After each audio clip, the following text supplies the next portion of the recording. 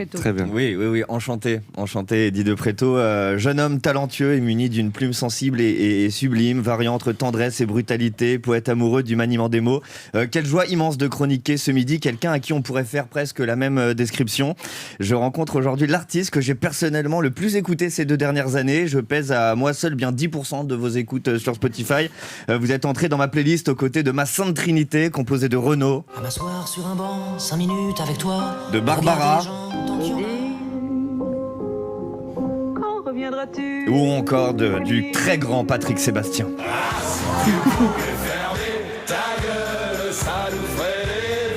Ouais, Eddie de Préto, moi j'aime les textes. J'ai même glissé ma langue dans des bouches saliveuses, dans de tout petits angles où l'on voit que les muqueuses. Alors autant vous le dire d'entrée, a priori ce midi, aucune partialité dans mon papier. Je vous adore de votre musique jusqu'à ce que vous dégagez. Je suis un fan conquis, voilà, je vous le dis en toute sincérité. Mais j'ai aussi dit ça hier à Anne Romanoff, ce à quoi elle m'a répondu: Ben H, je te paye pour balancer de la vanne, le de Préto tu me le tartines façon biscotte comme les autres. Je veux du croquant.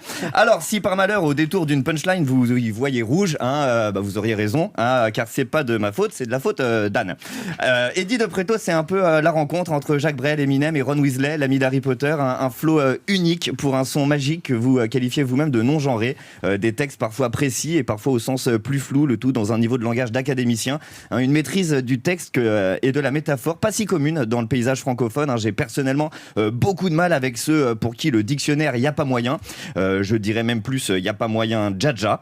C'est comme ça, Eddie de Préto, je préférais toujours une rime riche avec le mot muqueuse que pas de rime du tout avec des onomatopées. Oui, j'aime l'artiste que vous êtes et souvent quand on aime l'artiste, c'est qu'on s'y retrouve en lui.